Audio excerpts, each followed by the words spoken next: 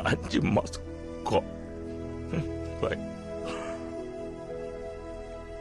ஏன்பா நம்மலாம் குடிநோயாளிங்க, இது ஒரு நோயின்னு சொன்னா யாருக்காவது புரியுமா? இல்ல நம்ம தான் செய்வாங்களா? ஆனா நமக்கு தெரியும்ல, நம்மள மாதிரி எத்தனையோ பேர் குடியே விடணும்னு ஆசைப்படுவாங்க.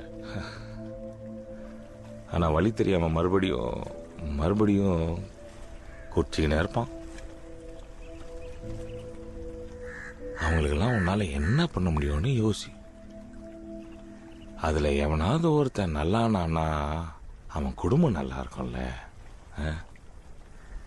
நீ வேலையில கவனமா இரு, பணம் சம்பாரி, வீட்டுக்கு என்ன பண்ண முடியுமோ அதை பண்ணு. ரெகுலரா ஏஏ மீட்டிங் போ. புரியுதா?